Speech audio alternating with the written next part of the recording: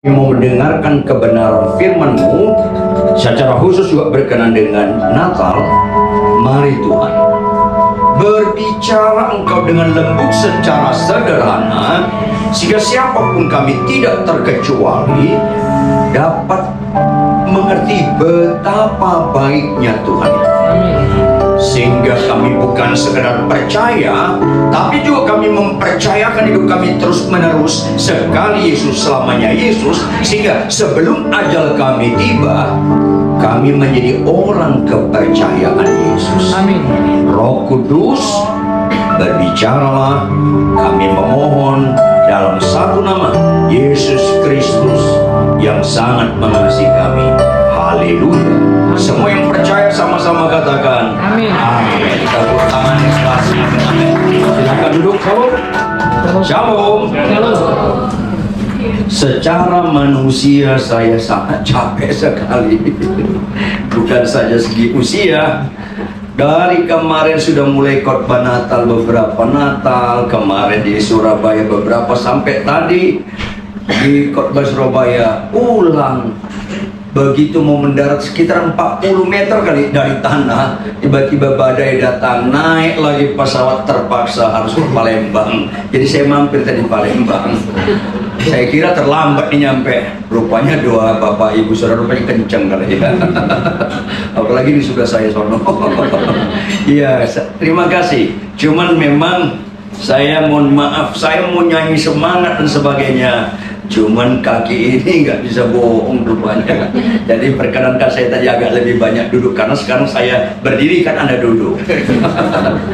Nah, saya ulangi Bapak Ibu, kalau ada orang bawa benda tajam, bawa apa? Ditusuk kita, itu baik atau jahat? Yang keras dong. Kalau Anda bilang jahat, Anda nggak pernah kenal Tuhan. Itu masalahnya. Why? Banyak orang percaya kepada Yesus, sentrisnya dirinya. Selalu ukurannya aku nyaman atau nggak nyaman, sehingga ketika ada orang bawa benda tajam tusuk kita, selalu kita ukur jahat. Padahal enggak dong, nggak rela aja Anda nih. Kalau ada orang bawa benda tajam ditusuk kita karena merampok, yes, itu jahat. Tapi jujur, kalau ada orang bawa benda tajam namanya dokter, nyambung nggak? Anda maunya disuntik dengan jarum tajam atau tumpul? Kalau tumpul lebih menyiksa loh. Nyambung nggak sih? Ini hati-hati. Begitu Anda disuntik, jujur sakit nggak? Ada nggak alasan Anda maki-maki dokter? Kalau Anda maki-maki, tambah penyakit Anda satu kali lagi, gangguan jiwa. Begitu Anda disuntik, Anda tatap, dokter bilang apa? Terima kasih dok. Udah ditusuk, terima kasih dok. Nggak cukup terima kasih, buka dompet Anda bayar dia. Nyambung nggak sih? Halo, sekalipun istrimu nggak sesuai dengan pikiranmu, Tuhan tetap baik. Sentrisnya bukan Anda. Sekalipun istrimu sampai detik ini masih kurang hemat berkata-kata, belum krismon, tetap Tuhan baik. Oh, bapak-bapak kayaknya ngelawan mukanya. Ibu-ibu yang gini-gini memang doyan cerewet dia. Ibu-ibu, sekalipun suamimu sengat lagunya, masih ada lagu-lagu pencak silatnya, tetap Tuhan baik.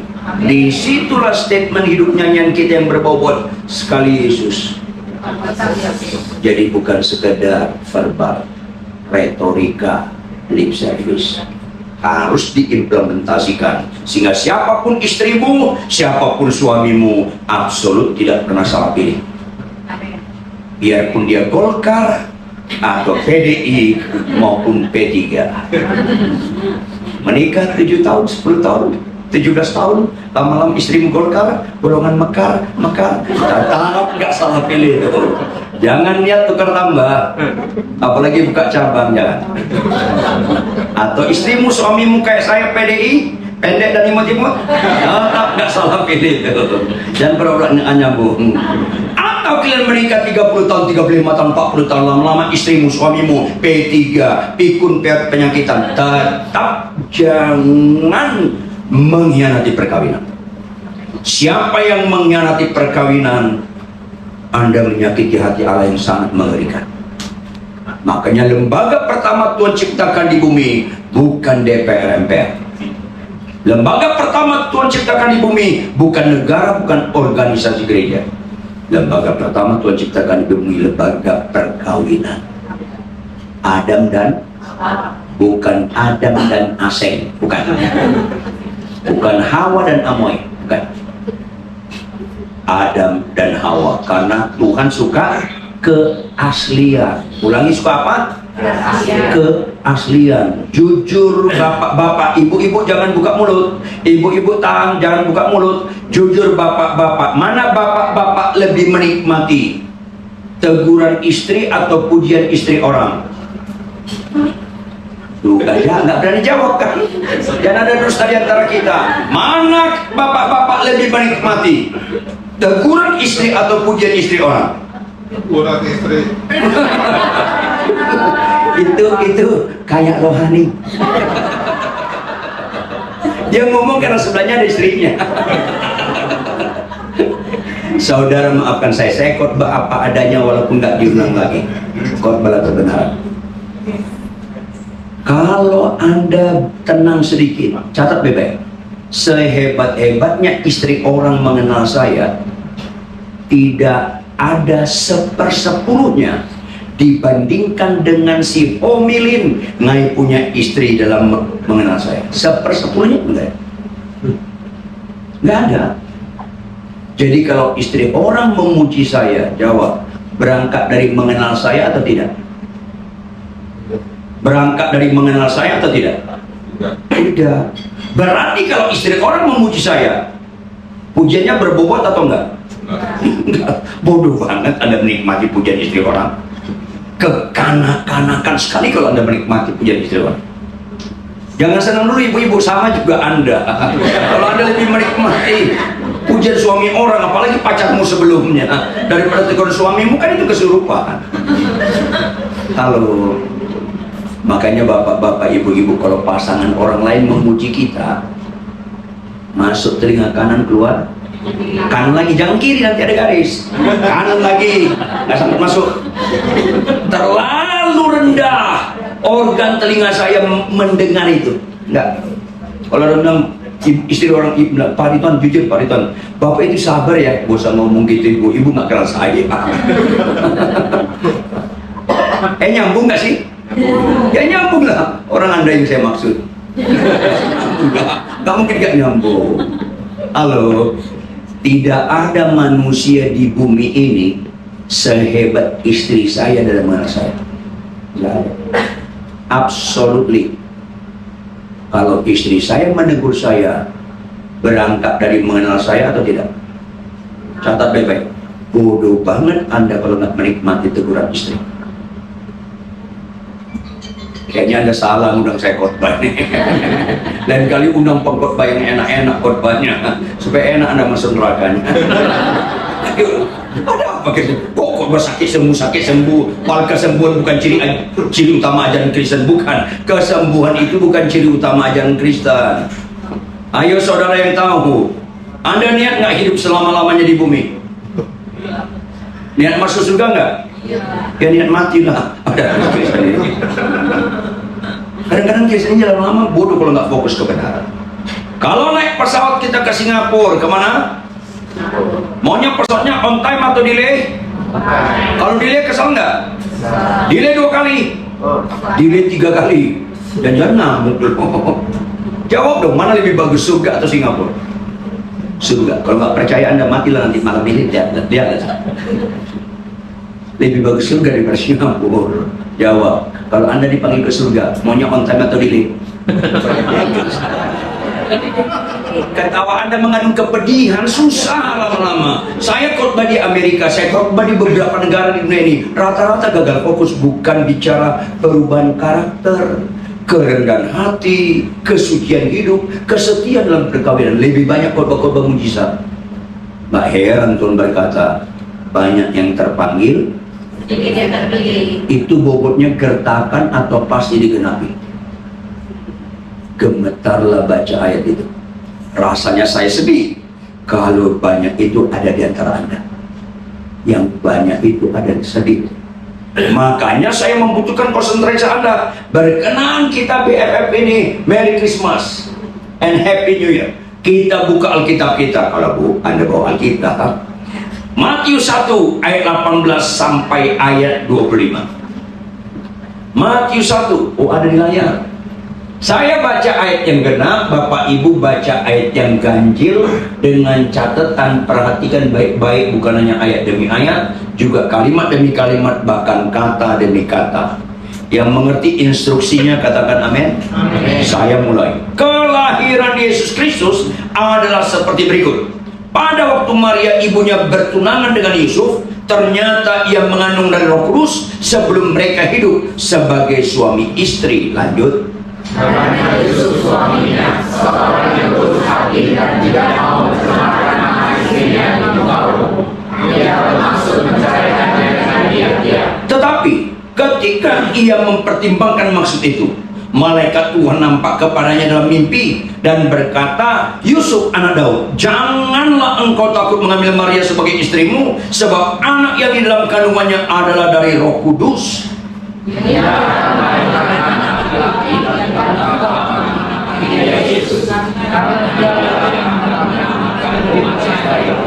Hal itu terjadi supaya genaplah yang difirmankan Tuhan oleh Nabi,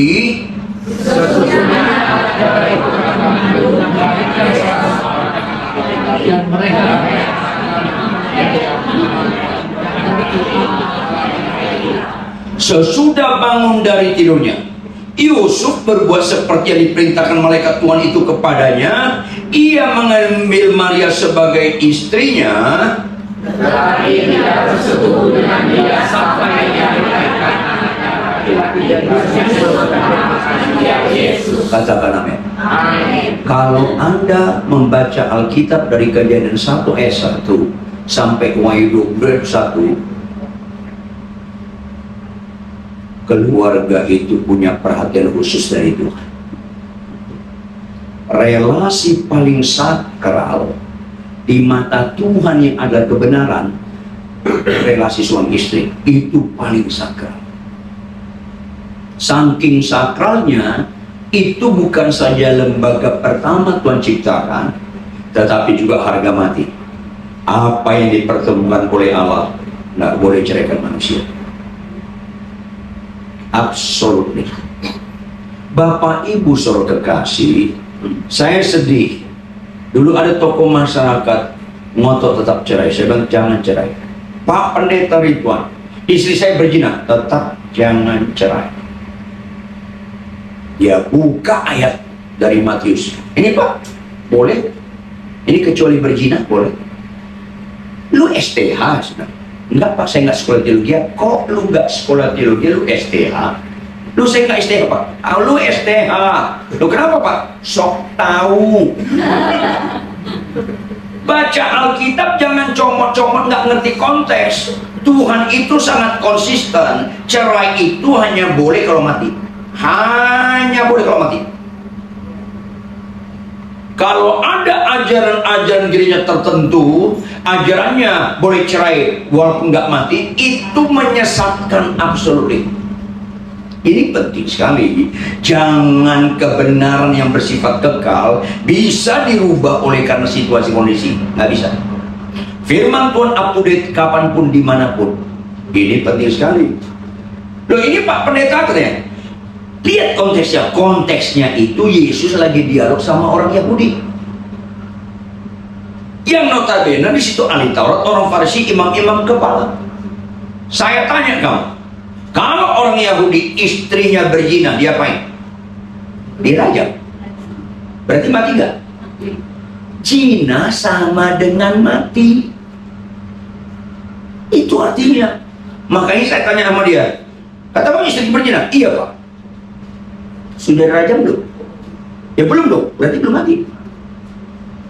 Jangan comot ayat firman, sentrisnya diri kita. Naun, sentrisnya Yesus. Jesus be a center of my life. Harus Yesus center, bukan diri kita. Makanya Tuhan bilang sama saya, hai Ridwan Utabarat, kasih istrimu.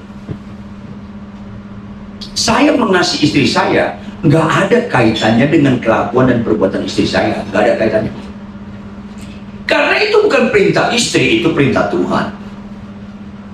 Ketika ada pendeta mau cerai, paling Tuhan istriku cerewet, tetap kasih istri. Nggak ada Alkitab memfasilitanya, kasihlah istrimu kalau dia kalem, kalau cerewet hajar aja boleh. Nggak ada. Kecuali lu tambah firman Tuhan. Siapa yang menambahkan firman akan ditambah hukumannya. Begitu juga ibu. Bu, jangan cerai. Loh, suamiku kasar, tetap jangan cerai. Nggak ada Alkitab, hai istri, tunduk pada suamimu yang baik, yang kasar lawan aja baik. Nggak ada. Apa dia ngomong? Bapak enak aja ngomong. Maksudnya apa? Bapak sih nggak kenal suami saya. Saya bilang, cari ayat firman Tuhan yang berkata, hai pendeta, kenalilah suami orang. Nggak ada. Kurang kerjaan saya kenal suamimu. Tuhan kita bukan situasi. Tuhan kita bukan kondisi. Tuhan kita bukan problema hidup.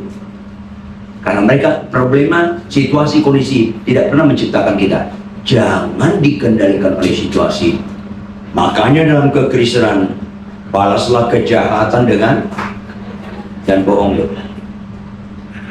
Karena kejahatan nggak bisa mengendalikan kita. Kalau di depan Anda air teh, jawab Bapak Ibu, kalau diminum Presiden Prabowo, rasanya apa? Teh. Diminum pendeta, rasanya apa? Maafkan saya, diminum pelacur, rasanya apa? Diminum koruptor, rasanya apa? Teh asli tetap dia teh, walaupun siapa pun minum. Orang benar tetap benar, walaupun siapa yang dihadapi dia. Itu Kristen yang benar. Kasihlah musuhmu, balaslah kejahatan dengan kebaikan, ampuni kesalahan orang lain, berkati orang yang mengutuki kau. Keren banget. Tetapi itu kebenaran yang tidak bisa kita lakukan tanpa Tuhan. Allah adalah kasih. 1 Yohanes 4 ayat 8. Allah adalah kasih, menciptakan manusia menggambar dia, image of God, imago Dei. Karena Allah adalah kasih, maka manusia itu adalah makhluk kasih.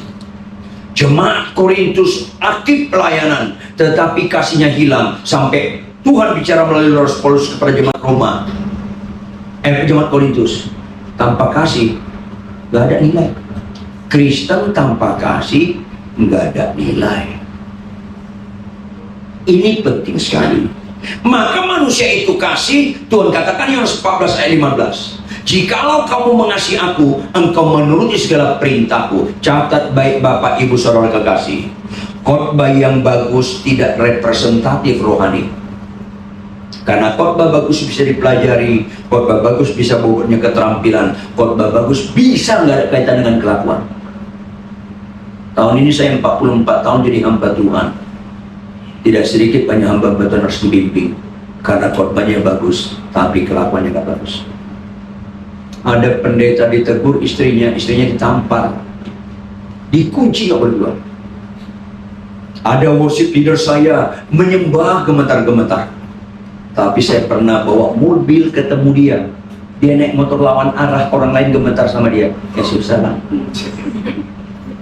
Halo, jangan lihat rohani saya saat khotbah. Gampang sekali menampilkan rohani saat khotbah.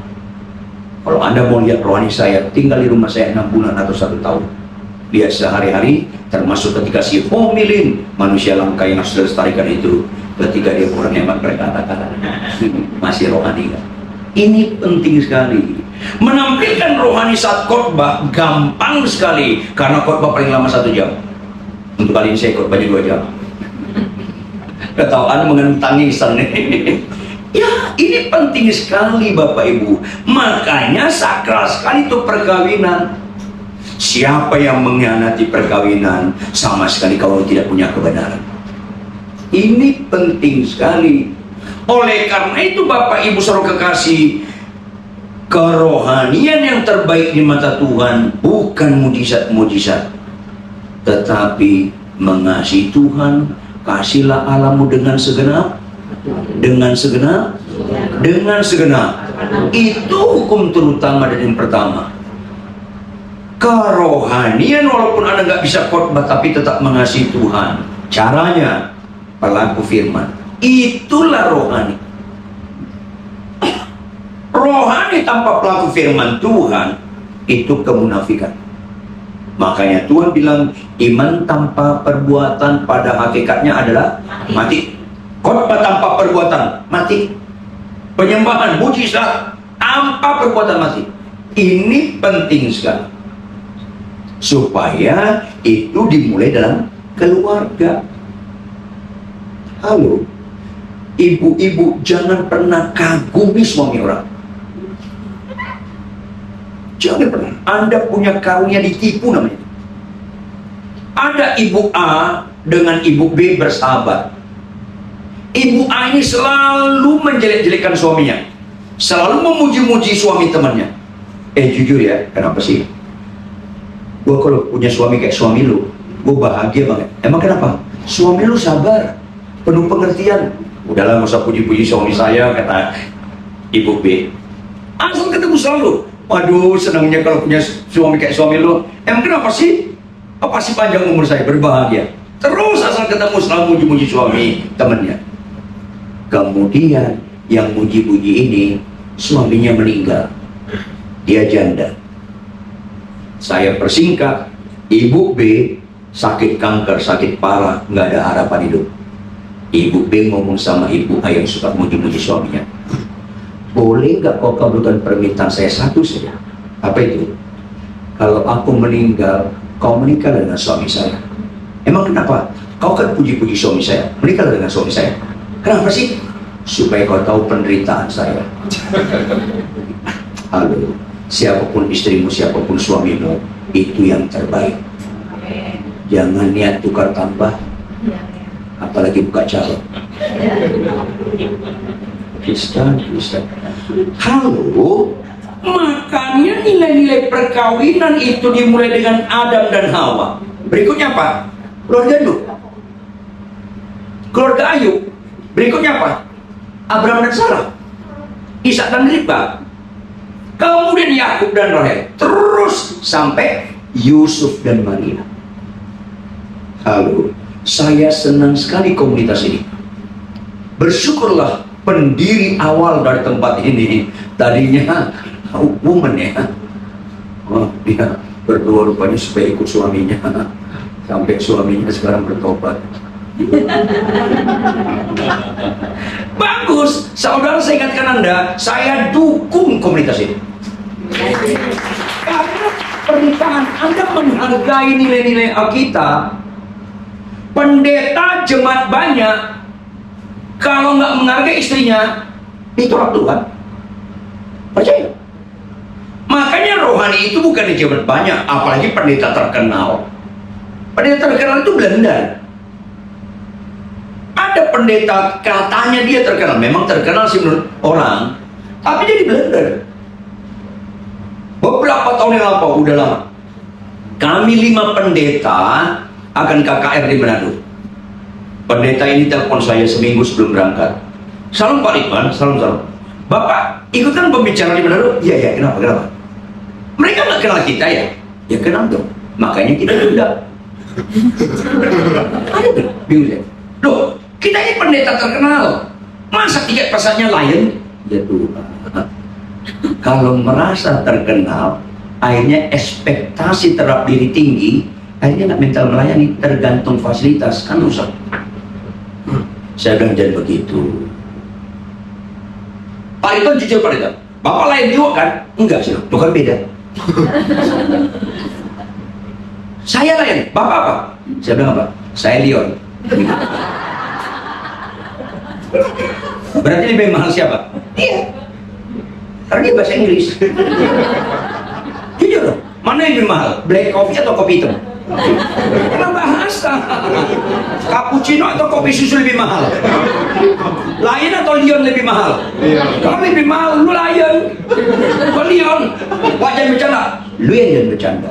Kok kau nggak kenal Yesus? Yesus jangankan di kandang domba, di istana Herodes pun dia nggak layak lahir, karena istananya di surga megang mulut dia sekali. Jangankan di istana Herodes, istana pemimpin dunia saat itu Kaisar Agustus juga nggak layak. Tetapi kenapa dia pilih kanan domba? Kalau mau melayani Tuhan, jangan pernah merasa hamba Tuhan terkenal. Nanti mental kita ngebos, bukan pelayan. Ini penting sekali. Itu pun nggak sadar, masih dia lanjutkan. Masa mungkin kita bintang 3? Ya Tuhan, ini orang nggak siuman ya orang. Kok minumnya bulan depan lu mabuknya sekarang ya? Halo, hotel saya kalau khotbah di Amerika di hotel yang bagus, saya nikmati. Saya khotbah di Eropa, saya nikmati. Saya khotbah di Shanghai, hotelnya bagus, saya nikmati. Saya khotbah di Sulawesi, hotelnya bintang 1000, saya nikmati. Karena rumah penduduk bolong-bolong, saya lihat langit banyak banget di bintang. Dan saya, iya. Kok saya jujur kalian ketawa. Kenapa itu menentukan? Paulus dan Silas dicambuk, didera, infeksi tubuhnya, masuk penjara. Dia nikmati apa? Joy to the world. Maaf ya, tadi ada beberapa orang berkata Desember ini bulan sukacita. Enggak, kalau dalam Tuhan sukacita itu terus menerus. Karena mengucap syukurlah dalam segala, bersukacitalah senang. Karena joy, not happy. Saya dulu kuliah teater, kakak tingkat saya persis tokoh politikus idola Anda, Ratna Sarumpait. Itu kan idola Anda ya. Terus kuliah musik, saya dosen drama musikal. Sebelum saya sekolah teologi, saya amat-amati lagu-lagu dunia. Lagu terbaik itu lagu Natal. Salah satu Joy to the World. Itu bukan happy, tapi banyak Natal diganti dengan happy. Joy itu sukacita tidak ditentukan oleh situasi dan kondisi. Paulus dan Silas dicambuk, didera, menderita infeksi. Paulus ngomong sama Silas, las, apa lus? Nyanyi nyok, nyanyi mereka. Kalau Anda sakit sembuh nyanyi, nggak usah percaya pun sakit sembuh bisa nyanyi. Kalau istri Anda sekian tahun kalian menikah, tetap dia cerewet. Sekian tahun kalian menikah, tetap dia cerewet. Ketika dia tidur, kalian tatap di istri kalian yang tidur, terus kalian bilang apa? Sangat besar itu berbobot sekali nyanyi. Praktekin nanti malam ya. Itu berbobot sekali. Walaupun istrimu atau suamimu banyak gak cocok, kau nyanyi Tuhan. Hajaklah Tuhan, kau sungguh, itu keren sekali. Kalau sakit sembuh nyanyi, itu biasa. Dan berperang nyambung lah. Apalagi mobil lu Avanza jadi Alphard nyanyi, aduh, ke Gunung Kawi aja lu kesana. Jangan itu ukuran. Itu nyaman secara daging. Bagaimana ketika hidup kita mengalami ketidakadilan, fitnah? Bisa nggak kita berkata, Tuhan Yesus baik? Oh, itu keren sekali itu. Itu nggak ada amin. Amin berikutnya itu latah, nggak spontan. Ini penting sekali Bapak Ibu Saudara kekasih. Makanya lagu itu, karena itu joy dari surga, lagunya dimulai dengan do tinggi ke do rendah, turun. Do, si, la, sol, fa, mi. Tahu kok lo. Ketika dunia mengalami joy, dunia diangkat ke do tinggi. Doa Bapa kami, jadilah kepada kami di bumi seperti sola, la, si. Yes. Baik, berikutnya lincah. Tam taram, tam taram, tam taram, tam taram, tam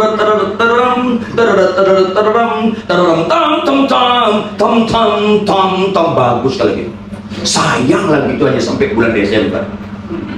Belum habis Januari lagunya sudah ganti. Apa lagunya? Aku masih. Udah gak usah lanjutin, gue tahu. Kalau tahun lalu Anda malas baca Alkitab, Anda rayakan Natal, terus tahun ini malas juga. Lu kan penipu lu. Tolong tersinggung, berarti belum mati rasa. Yes. Karena Natal lebih banyak dari mana berita? Bukan dari surga, dari samping. Apa itu dari samping? Dari si Saleh. Saleh up 70%. Jangan pura-pura nyambung semua. Anak siapa si Saleh itu? Saya nggak tahu semua. Saleh up 70%. Gak usah dipertegas.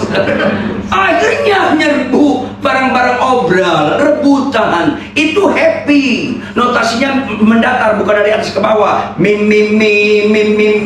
ayo makan mie, hanya sampai di situ doang. Bukan joy. Maka Bapak Ibu jawab, Bapak Ibu, mana lebih serius, kanker atau bisul? Jawab dong secara umum, kanker atau bisul? Mana lebih sukacita, disembuhkan kanker atau disembuhkan bisul? Kenapa kanker lebih serius? Pertama, akibatnya. Kedua, siapa yang turun tangan mengatasi masalah? Kanker akibatnya bisa mati, bisul kagak. Paling cenut-cenut sakit kepala, pengalaman pribadi. Kanker minimal 2 dokter spesialis. Bisul saya arahkan Anda, saya jangan ke dokter, tantangin ke bisul. Nanti dia bengkak kemerah-merahan, mulai ke biru-biruan, punya mata, meletus, sembuh, pengalaman pribadi. Dari akibatnya dan siapa turun tangan mengatasi masalah, kita tahu mana serius atau tidak. Jawab, mana lebih serius, dosa atau kanker? Dosa. Kalau nggak percaya Anda, matilah nanti malam, tanya Tuhan Yesus. Karena rata-rata orang mati dulu berinsaf, expire. Makanya bersyukurlah Anda sebelum mati dengan firman hari ini.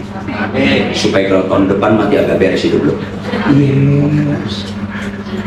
Kenapa? Upah dosa maut, bukan upah kanker maut. Halo, ada nggak orang sakit kanker didoakan nggak sembuh, didoakan nggak sembuh, mati tetap masuk surga? Ada nggak? Yang penting dia bertobat. Sebaliknya, ada nggak orang sakit disembuhkan Tuhan Yesus, disembuhkan Tuhan Yesus, mati tetap masuk neraka? Banyak.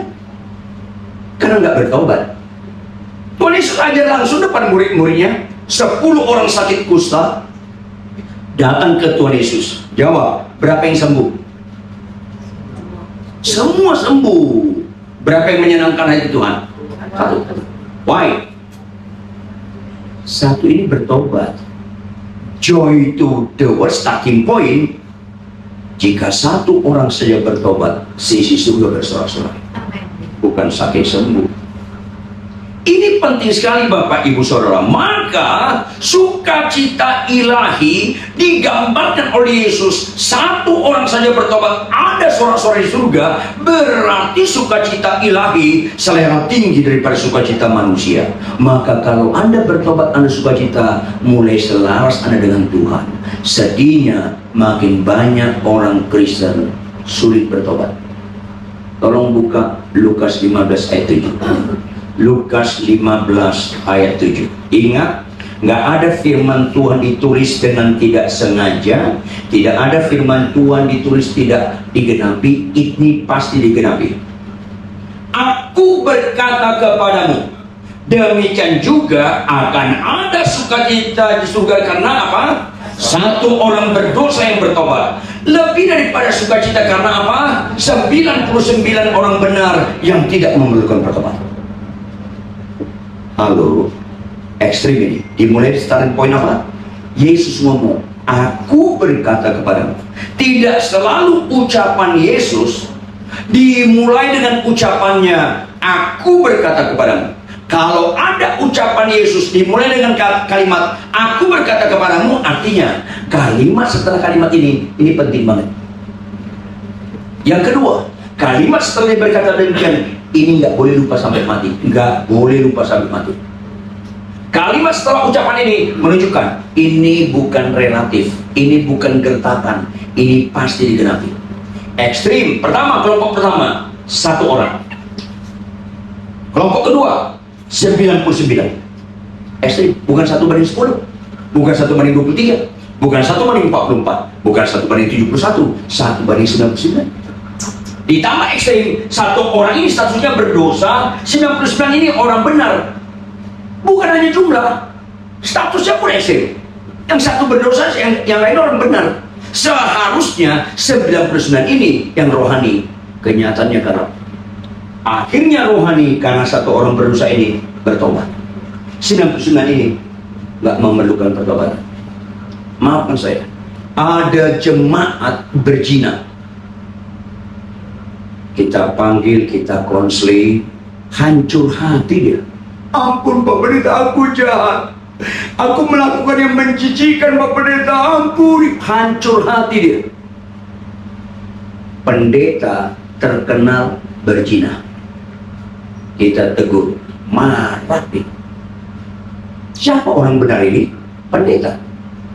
Siapa orang benar ini? Ketua Sinode. Siapa orang benar ini? Pendeta terkenal. Siapa orang benar ini? Orang kaya yang suka menyumbang ke gereja. Merasa rohani, sehingga ketika berdosa ditegur, marah.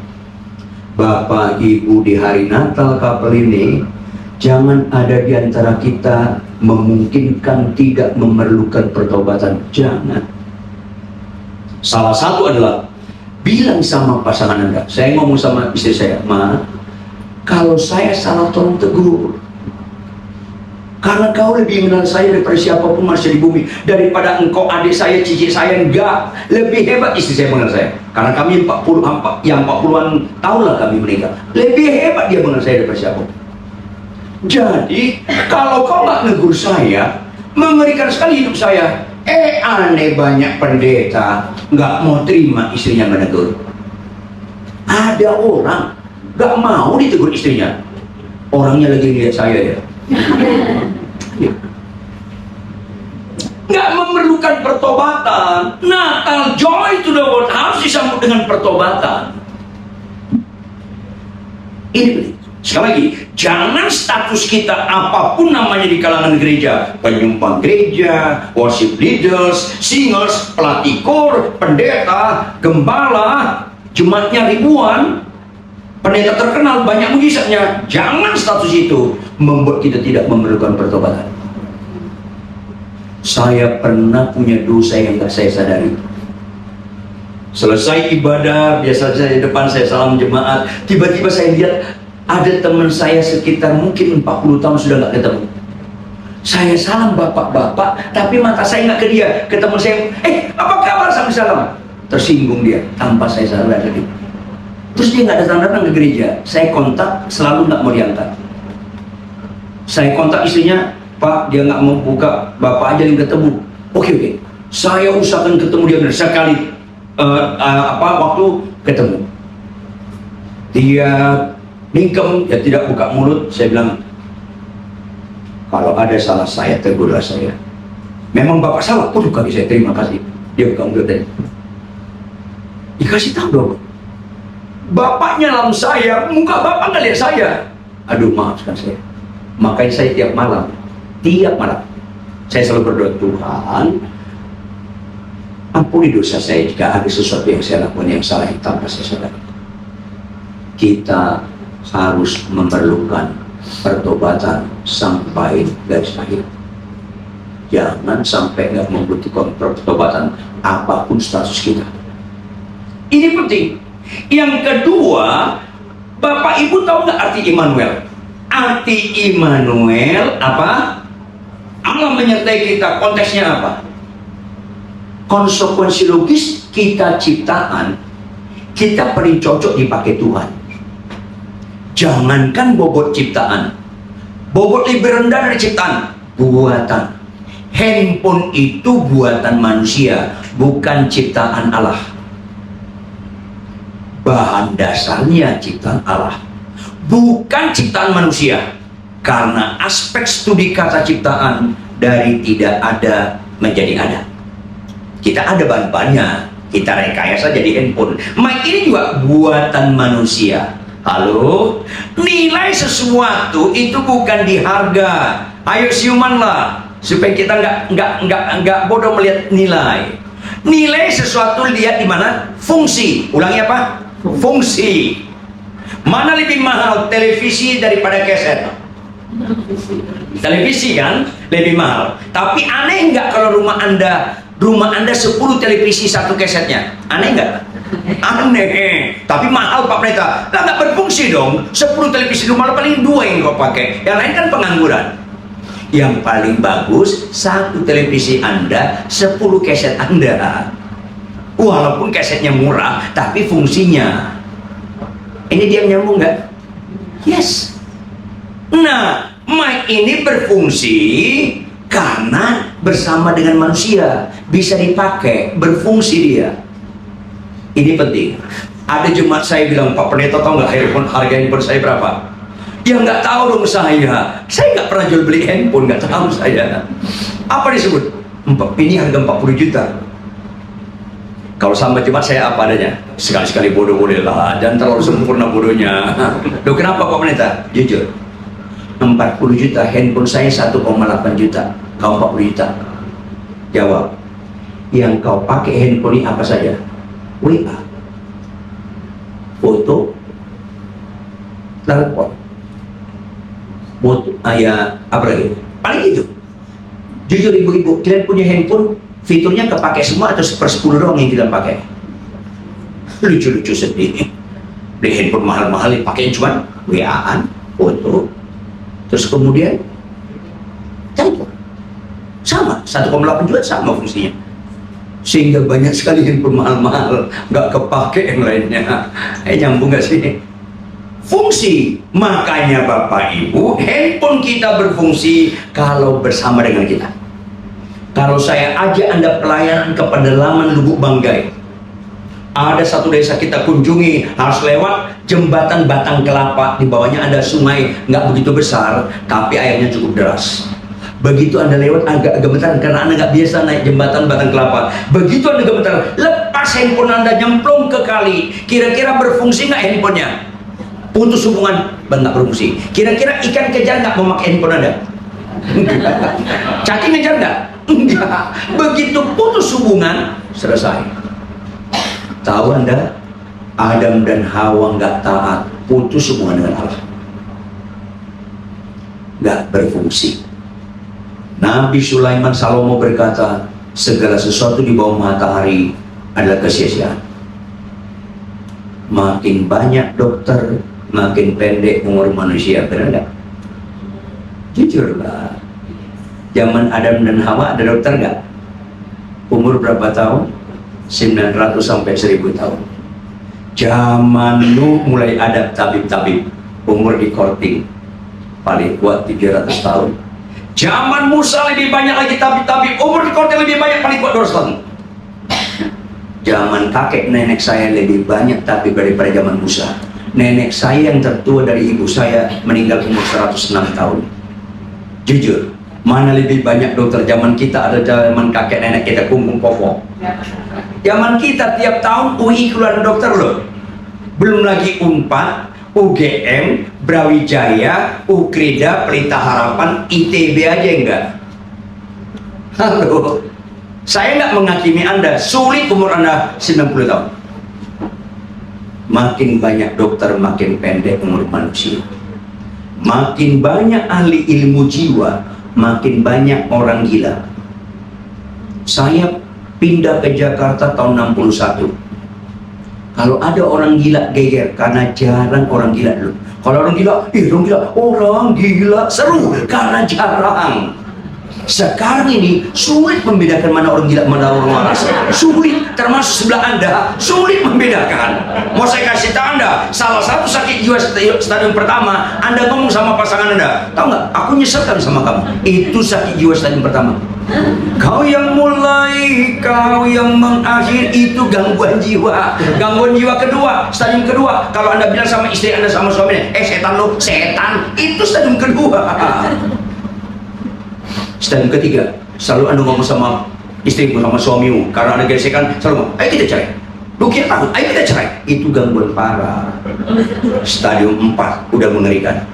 Kalau kau berzina, mengkhianati perkawinan, jangan main-main dalam mengkhianati perkawinan, karena itu sangat sakral di mata Tuhan. Kenapa hadir Anda malam ini? Karena Tuhan sayang sama Anda. Jangan main-main. Ini penting sekali. Makin banyak sarjana ekonomi, makin banyak krismon huta barat. Krisis moneter, hutang tambah berat. Suatu kali ada orang ngomong, Pak Ridwan, Bapak Batak ya? Ya kenapa? Hebat ya Batak. Kenapa hebat? Pengacara terkenal orang Batak. Saya malu itu. Saya suka negur teman-teman yang pengacara terkenal itu. Kalian jangan pamer-pamer gitu, malu-maluin. Loh kenapa Pak Wanita? UUD semua itu. Apa UUD? Ujung-ujungnya duit. KUHP, kasih uang habis perkara. Maju tak gentar membela yang bayar. Makanya orang Medan dari provinsi mana? Sumut. Apa Sumut artinya? Semua urusan menggunakan uang tunai. Apa ibu kotanya? Medan. Apa arti Medan? Masuklah engkau dalam api neraka. Itu Medan. Halo, kaya itu bukan, saya peringatkan Anda, kaya itu bukan nilai. Sampai-sampai Tuhan bukan kebetulan dia berkata apa? Orang kaya sulit masuk dalam kerajaan surga. Catat baik-baik. Karena orang kaya menganggap nggak perlu lagi Tuhan. Orang kaya sulit masuk kerajaan surga. Negara maju Jepang makin sulit membutuhkan Tuhan. Paling tinggi angka bunuh diri di Jepang. Saudara yang kekasih, jangan pernah akan gantikan Tuhan dengan apapun dalam hidup ini. Makanya Bapak Ibu, ketika Yesus datang, itu memulihkan Immanuel, supaya dipulihkan hubungan kita dengan Tuhan dan kita dipakai Dia. Di mana kita dipakai? Ketika kita pelaku firman. Ketika khotbah belum tentu dipakai Tuhan. Kalau khotbahnya sekedar teori tapi nggak dilakukan, itu bukan dipakai Tuhan. Tetapi ketika kita lakukan firman Tuhan, itu baru dipakai Tuhan. Beberapa pendeta-pendeta bilang, Pak Ridwan, saya suka ikutin khotbah Bapak di YouTube. Oh, puji Tuhan, puji Tuhan. Mau Pak Ridwan, boleh nggak saya pakai khotbahnya untuk saya khotbahkan ulang? Silakan, itu bukan milik saya, itu milik Tuhan. Tapi saya minta tolong, sebelum kau khotbahkan, kau lakukan dulu, supaya jangan jadi canggung kita. Bahaya sekali. Karena kita nggak alami, hanya kita cuma khotbah orang, kita khotbahkan. Jangan, lakukan, silakan kau pakai. Itu bukan milik saya, itu milik Tuhan. Bapak Ibu, bedakan khotbah yang bobotnya informasi dengan khotbah transformasi. Khotbah transformasi, kalau khotbahnya kita lakukan, maka Bapak Ibu, maka berita Natal bahagia dalam keluarga. Tidak boleh Bapak Ibu tidak memfasilitasi untuk bertobat. Yang kedua, pelaku firman. Penutup, kita buka Lukas 11 ayat 28. Sama-sama kita baca Lukas 11 ayat 28. Yuk kita baca sama-sama Bapak Ibu. 1, 2, ya. Tetapi ia berkata, yang berbahagia adalah mereka yang yes. Anda tahu berita Natal pertama dialamatkan kepada Maria itu kayak berita kiamat lokal. Salam hai Maria, siapakah aku dilawati malaikat Allahku? Engkau yang diberkati oleh Allah. Apakah itu berkat itu? Kau hamil. Langsung Maria ngomong apa? Bagaimana mungkin? Kenapa? Hamil di luar nikah, mati. Hamil di luar menikah, sementara punya tunangan, maka keluarga tunangan boleh mengumpuli keluarga perempuan Maria, kumpul, lempari sampai mati. Berita Natal resiko tinggi. Kebayang gak Anda? Begitu Maria menerima kehamilan, dia takut sekali menjelaskan kepada Yusuf. Karena kalau dia jelaskan kepada Yusuf, itu kontraproduktif. Misalnya, ini berapa umum? Misalnya Yusuf itu kuliah di Trisakti, Maria di Untar. Mereka aktif di satu gereja, si Yusuf pemain drum, si Maria worship leaders. Terkenal baik nih. Begitu hamil, kepukul rasanya Maria. Tuhan, bagaimana aku jelaskan kepada Yusuf? Yusuf secara umum apa? Dia orang tulus. Diam-diam hendak menceraikan Maria. Logika umum, dia berpikir, rupanya selama ini Maria bukan sayang sama aku, kasihan. Rupanya dia senang temannya yang si Frankie, teman kuliahnya di arsitek. Kemungkinan hamil sama pria lain dong. Makanya dia mundur. Saya dramatisir sedikit ya. Dia nyanyi, lupakan aku, kembali padanya, aku bukan siapa-siapa untukmu, kan begitu. Tiba-tiba datang malaikat, kaget dia. Siapa lu kaget deh? Lu kembali kepada Maria. Emang siapa lu? Lu preman grogol? Bukan. Gua malaikat. Kalau lu malaikat, tolong jawab. Maria hamil oleh siapa? Jawab, Tuhan. Jangan main lu. Hamil itu bisa dibunuh. Kau bawa-bawa nama Tuhan untuk kehamilan, lu murtadnya malaikat? Enggak. Itu pekerjaan Tuhan. Akhirnya Yusuf ngerti.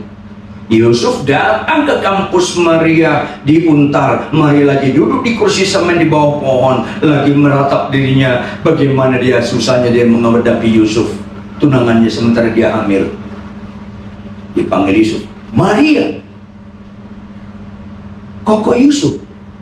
Nah, musiknya begitu kira-kira. Kan saya khotbah bukan lo.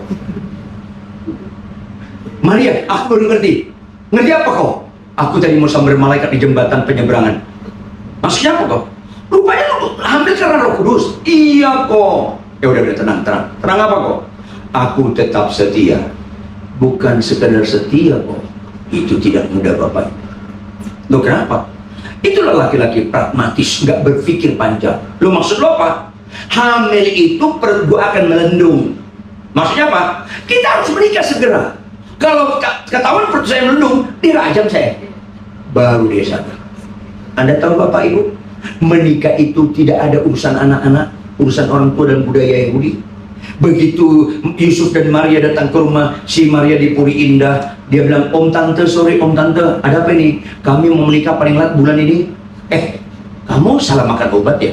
Karena itu tabu dibicarakan anak-anak. Bukan gitu Om, bukan apa?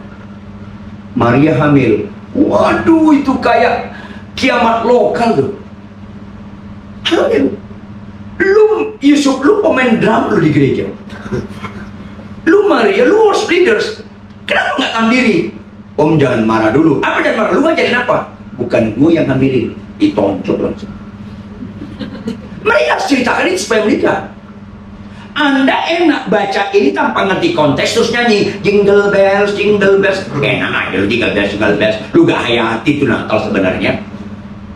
Itu mengerikan Bapak, Ibu, Saudara, kekasih. Supaya Anda bicara kapal, Anda merayakan Natal, tolonglah ketaatan.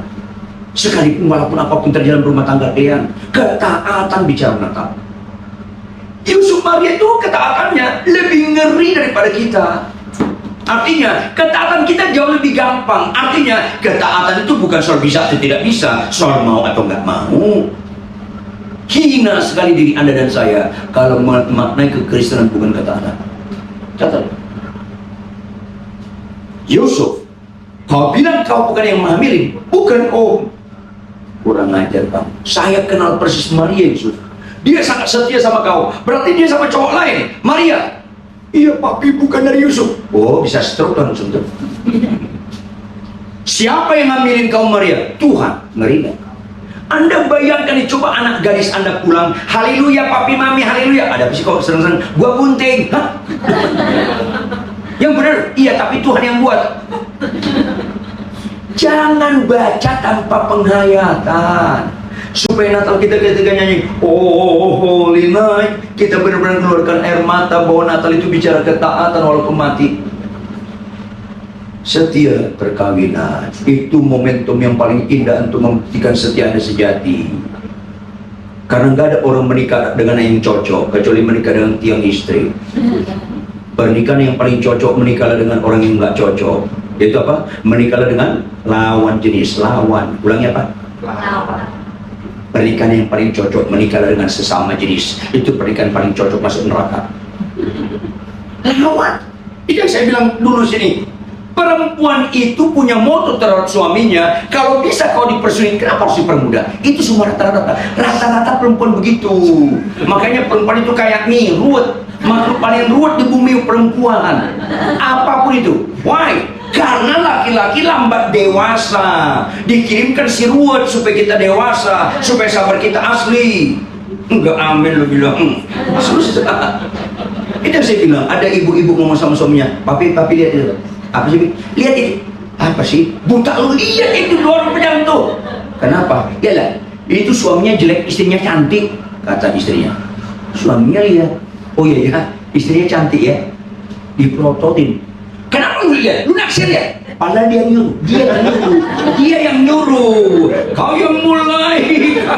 Itu semuanya cocok.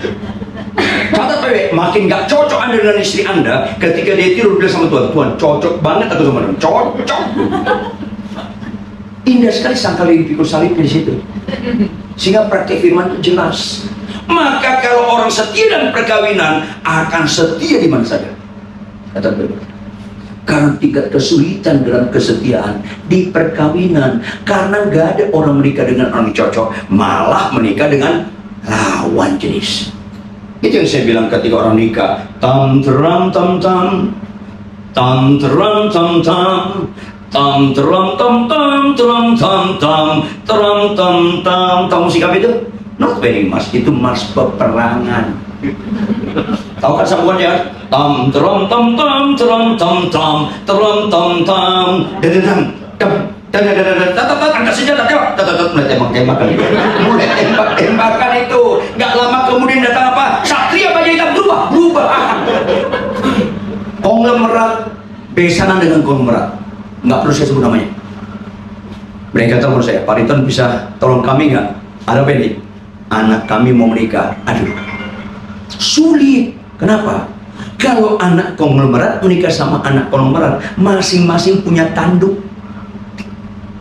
Begitu bertengkar, istrinya bisa ngomong, lu tahu nggak? Gua nggak makan dari lu. Selesai.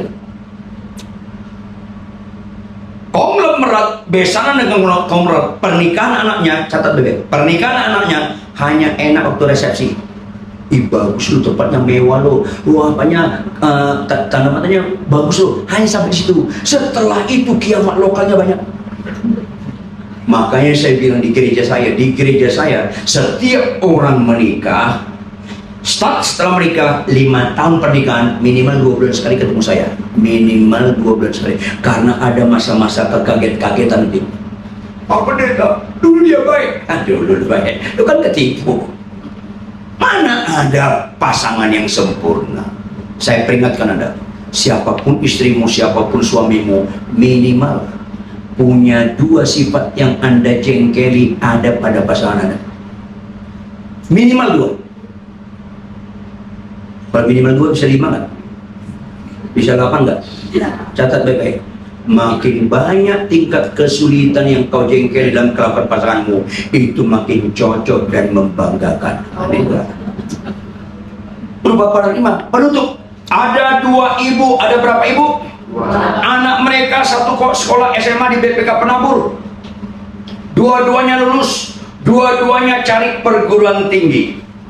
Yang satu anak ibu masuk di Harvard University. Pernah dengar Harvard? Gampang nggak masuknya? Gampang nggak kuliahnya? Gampang nggak lulusnya? Berarti Harvard serba susah. Ibu B anaknya kuliah di UBT. Pernah dengar UBT? Saya dramatisir sedikit. Universitas baru terdengar. Gampang masuknya, gampang kuliahnya, gampang lulusnya. Serba gampang di UBT, serba susah di Harvard. Jawab dong, ibu mana yang bangga terhadap anaknya? Yes. Makin sulit Anda dengan suami Anda, makin sulit Anda dengan istri Anda, makin bangga orang tua Anda Allah. Karena Anda lagi kuliah di Harvard. Gak usah ketawa, bertobat aja. Makanya nanti malam kalian tidur masih satu kamar kan? Udah bisa? Memang lu kesurupan loh. Ada yang masih bilang apa? Enggak, ibu-ibu galak banget. Enggak, saya nggak bisa Pak Pendeta. Oh bagus dong. Tapi saya tempat tidur, suami saya ditiker. Ini serem banget ini Isabel ini. Halo, nanti malam kalian tidur nggak mungkin serempak. Nggak boleh. Sesama habis kota boleh saya mendahului. Tolong supaya Anda rayakan Natal joy itu doang. Ketika istrimu tidur, ketika suami tidur, nanti malam, jangan minggu depan, nanti malam praktekin. Tolong kau berlutut dekat dia. Tatap pasanganmu yang tidur itu sekitar 40 detik. Kemudian letakkan tanganmu di atas hidung dia sekitar 30 detik. Bukan untuk nekap, bukan niat banget sih loh. Merasakan napasnya kalau teratur dan tidurnya nyenyak gitu. Ya jahat lo belum tuntas rupanya. Terus berani nggak Anda ngomong, Immanuel, Allah menyertai kami, ada di kamar ini. Terus Anda lanjutkan, Tuhan, kau nggak mungkin kebohongi. Ujilah saya, tilik aku di pandang. Tatap pasanganmu, istrimu atau suamimu yang tidur, bilang sama Tuhan, Tuhan, banyak aku nggak cocok dengan orang ini. Tapi melalui orang ini aku kuliah di Harvard Tuhan. Malah dia ini dosen Harvard. Tolong lestarikan Tuhan. Gak usah ketawa, praktek kita gimana supaya Natal kita jadilah di bumi seperti bukan karena situasinya enak. Paulus dan Silas ditelanjangi, dicambuk, didera infeksi, dia bisa ngomong las apa lus, nyanyi nyok, nyanyi. Maka ketika istrimu tidur, ketika suamimu tidur, nyanyilah Amazing Grace, how sweet the sound. Nyanyi keren. Kau memuji nama Tuhan dengan segala kekurangan pasanganmu. Di situ kau menghargai bahwa segala sesuatu dari Dia. Istri, suami kita dari Dia. Kalau dari Dia itu nggak pernah salah pilih. Bukan saya nggak pernah salah pilih. Terbaik, nggak mungkin tukar tambah. Apalagi buka cabang. Kalau kau menghargai perkawinanmu, kaulah termasuk seperti Yusuf dan Maria merayakan Natal yang indah. Tepuk tangan buat Tuhan. Pulanglah dari tempat ini, bertobatlah jika ada dosa dan kejahatan ditegur, dan jadilah pelaku firman Tuhan. Mulai dengan perkara yang kecil, capek tidak capek, ngantuk nggak ngantuk, sehat kurang sehat, tetap Anda bangun pagi, baca kitab bersama. Yang sepakat katakan amin. Karena firman Tuhan bermanfaat untuk mengajar kita, untuk menunjukkan kesalahan kita, untuk memperbaiki kelakuan kita, dan mendidik kita dalam kebenaran. Wajarlah pasangan saya makin bahagia dengan suaminya yang terus berubah dan berubah. Yuk bangkit berdiri, tepuk tangan lebih keras lagi.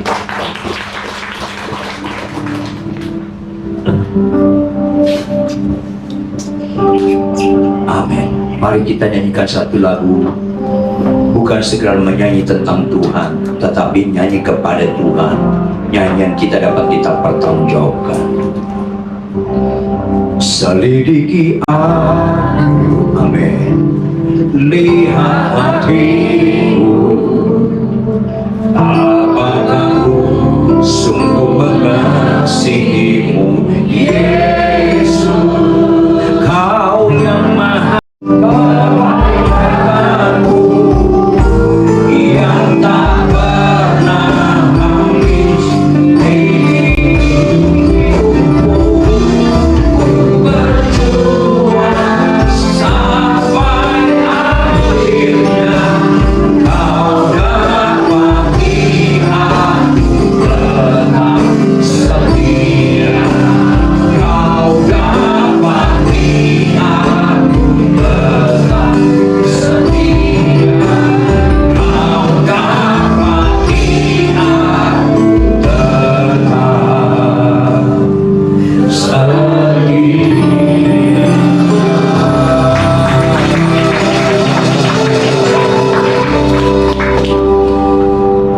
minta 20-30 detik berdoa masing-masing di tempat. Responi firman hari ini. Rayakanlah Natal dengan pertobatan, rayakanlah Natal dengan pelaku-pelaku firman. Yang setuju katakan amin. Ambil keputusan. Ada Tuhan di tengah-tengah kita, Immanuel. Bukan sekedar melindungi kita dari bara bahaya, tetapi supaya dimanapun dan kapanpun kita menjadi pelaku-pelaku firman Tuhan karena Dia ada. Mari kita berdoa. Bapa kami di surga, tidak habis-habisnya kami kagum dan kagum kepada Engkau. Bagaimana kami tidak kagum? Kebenaran firman ini menunjukkan kami bukan anak murahan, kami bukan anak gampangan, melainkan sebagai anak-anak pilihan. Walaupun konsekuensi logisnya kau tegur kami, kau bongkar kemunafikan kami, supaya diperbaiki kelakuan kami Tuhan, dan kau dapatkan kami merayakan Natal persis seperti yang kau pikirkan itu Tuhan. Yusuf Maria taat, walaupun konsekuensinya bisa mati dibunuh. Bahkan bukan hanya mereka, keluarga mereka pun bisa mati dibunuh. Tetapi Maria berkata dalam Lukas 1 ayat 38, sesungguhnya aku ini hamba Tuhan, jaga kepadaku menurut perkataanmu. Dalam Matius 1 ayat 24, Yusuf berkata, dia melakukan persis apa yang Tuhan kehendaki. Oleh karena itu dalam nama Yesus, Jamahlah bapak-bapak di tempat ini, jamahlah ibu-ibu di tempat ini, supaya mereka juga merayakan Natal layaknya ketaatan Yusuf Maria dalam hidup mereka. Jika ada ketidaktaatan mereka, kau tegur hari ini, ampuni, ampuni, ampuni. Termasuk kalau kami tidak membaca Alkitab tiap hari, merenungkannya siang dan malam, dan menjadi pelaku-pelakunya. Terjemahkan lebih lanjut kebenaran firman ini dengan segala kekayaan maknanya, lebih daripada hambamu yang sangat sederhana ini dalam menguraikannya. Materaikan dalam roh hati kami masing-masing, follow up Roh Kudus, supaya kami mengimplementasikan kebenaran ini, sehingga firman ini bukan sekedar teori, bukan sekedar retorika, tapi hidup dalam kehidupan kami. Ingatkan jemaatmu di tempat ini, orang taat pelaku firman Tuhan adalah orang mengasihi Tuhan. Orang mengasihi Tuhan tidak mengejar berkat, tetapi berkat yang mengejar mereka. Karena apa yang gak pernah mereka lihat dengan mata, gak pernah mereka dengar dengan telinga, gak pernah timbul hati mereka, Tuhan sediakan bagi mereka yang mengasihi Tuhan. Buatlah kami mengasihi Tuhan dengan taat menjadi pelaku-pelaku firman Tuhan. Berkati kepengurusan BFF tempat ini, berkati worship leaders, pemain musik, semua yang ambil bagian, berkati semua mereka. Ingatkan mereka Tuhan, tidak ada yang sia-sia dalam melayani Tuhan, dalam nama Yesus Kristus. Haleluya. Semua yang percaya dan diberkati bersama-sama katakan amin.